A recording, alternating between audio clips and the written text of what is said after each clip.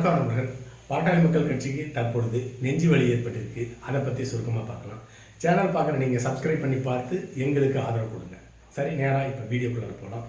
பாட்டாளி மக்கள் கட்சியினுடைய மூத்த தலைவராக இருக்கின்ற ஜி.கே. மணி அவர்களுக்கு நெஞ்சு வலி ஏற்பட்டிருக்கிறது. அதே நாளில் பாட்டாளி மக்கள் கட்சியினுடைய இன்னொரு தலைவராக இருக்கின்ற அருள் அவர்களுக்கும் நெஞ்சு வலி ஏற்பட்டிருக்கிறது. இரண்டு பாட்டாளி மக்கள் கட்சியினுடைய மூத்த தலைவர்களுக்கும் ஒரே நாளில் நெஞ்சு வலி ஏற்பட்டிருக்கிறது. இது பாட்டாளி மக்கள் கட்சியினுடைய உண்மையான தொண்டனுக்கு ஒரு சந்தேகத்தை ஏற்படுத்தியிருக்கிறது. ஏன்னு கேட்டிங்கன்னா, பாட்டாளி மக்கள் கட்சியினுடைய பசுமை தாயகத்தினுடைய தலைவராக இருக்கின்ற அன்புமணி ராமதாஸ் அவர்கள் தற்பொழுது சேலம் மாவட்டத்திற்கு சுற்றுப்பயணம் மேற்கொள்ள இருக்கின்றார்.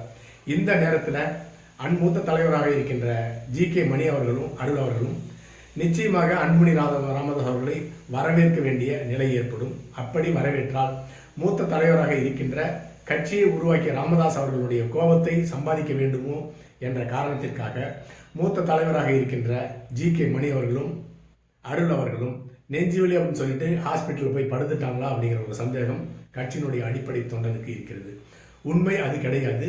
உண்மையாகவே பாட்டாளி மக்கள் கட்சியினுடைய மூத்த தலைவராக இருக்கின்ற ஜி.கே. மணி அவர்களுக்கும் அருள் அவர்களுக்கும் நெஞ்சுவலி ஏற்பட்டிருக்கிறது என்பதுதான் உண்மை.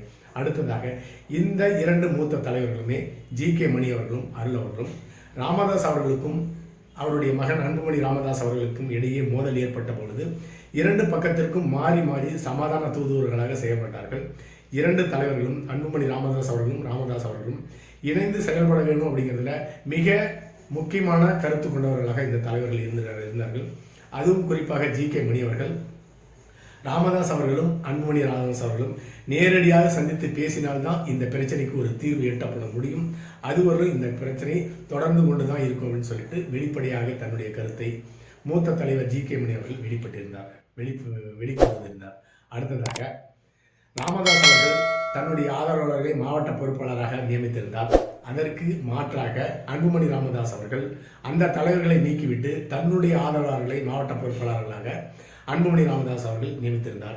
இப்படி மாறி மாறி மூத்த தலைவராக இருக்கின்ற கட்சியினுடைய லீடர் ராமதாஸ் அவர்களுக்கும் அவருடைய மகன் பசுமை தாயகத்தினுடைய தலைவராக இருக்கின்ற அன்புமணி ராமதாஸ் அவர்களுக்கும் சண்டை ஏற்பட்டு கொண்டே இருந்தது. அதன் காரணமாக ஒரு கட்டத்தில் பாட்டாளி மக்கள் கட்சியினுடைய நிறுவனர் ராமதாஸ் அவர்கள் சாகும் வரை நான் தான் இந்த கட்சியினுடைய தலைவன் அப்படின்னு அறிவித்திருந்தார்.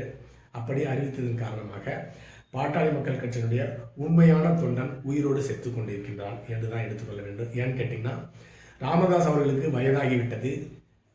கட்சியிலிருந்து ஓய்வு பெற்று கட்சிக்கு ஆலோசகராக இருந்து வழிநடத்தினால் நன்றாக இருக்கும். அதை விட்டுவிட்டு மகனுக்கும் தந்தைக்கும் சண்டை போட்டால் அடிப்படை தொண்டன் ஒரு 40 வருஷத்துக்கு மேலே அந்த கட்சியில் இருக்க தொண்டன் எல்லாமே இப்பொழுது மிகப்பெரிய மன உளைச்சலுக்கு ஆளாகி இருக்கிறான்.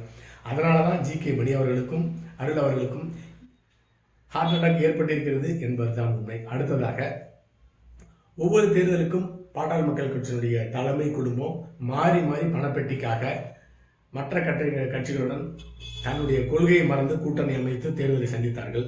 அதன் காரணமாக கட்சியினுடைய அடிப்படை தொண்டன்லாம் இப்போ களைப்பாக இருக்கிறான். இப்போ கட்சியினுடைய தொண்டன் ஒரு முடிவெடுத்திருக்கிறான். அவனும் மாறி மாறி தேர்தலுக்கு மற்ற கட்சிகளுக்கு ஓட்டு போட ஆரம்பிச்சிட்டான். பாட்டாளி மக்கள் கட்சிக்கு ஓட்டு போடுறதை மறந்துட்டான். அதே போலவே பாட்டாளி மக்கள் கட்சியில் இருக்கிற இளைஞர்கள் எல்லாமே இப்பொழுது தமிழக வெற்றி கழகத்தை நோக்கி படையெடுக்க ஆரம்பித்து விட்டார்கள். கள்ள ஓட்டு போடுவதற்காக, கட்சியை பலப்படுத்துவதற்காக.